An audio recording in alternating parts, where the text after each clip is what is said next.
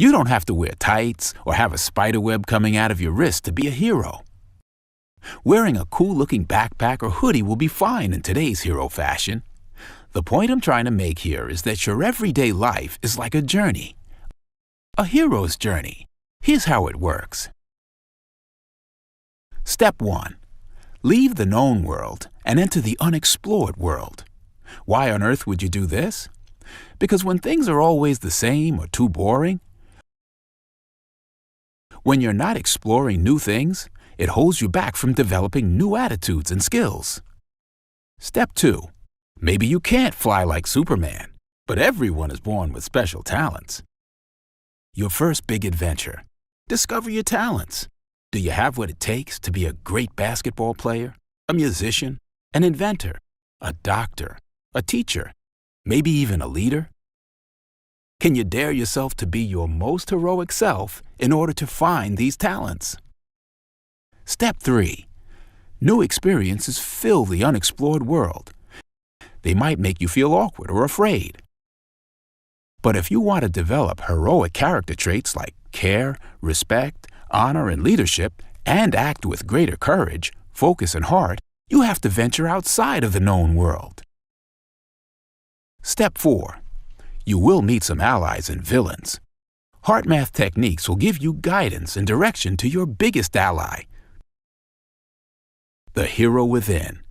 But beware of the inner villains. They disguise themselves as frustration, loss of focus, and blaming others. They have the ability to stop you from discovering your true self. Step 5. Your journey will present challenges. These are ways for your courage to come out. What feels like a heavy weight at first becomes lighter as the hero within becomes stronger. You'll find yourself learning from mistakes and overcoming obstacles and challenges. Step 6. A key moment has arrived. Slaying your dragons. The heart-focused breathing and quick coherence tools help you ninja chop your fears by giving you courage to take risks, discover true abilities, listen to the hero within, and stand up for what you believe in. If you apply yourself, those dragons will back off. Step 7. Along the way, you learn some life lessons. One of the biggest? The person you thought you were is no match for the person you really are. The battle you thought you were fighting for, acceptance and proving yourself to others, is not as important as the battle for self-knowledge and acceptance of yourself. Step 8. The ordinary world you saw before is now different, but the only thing that changed is you. Your heroic qualities are now absorbed into your identity.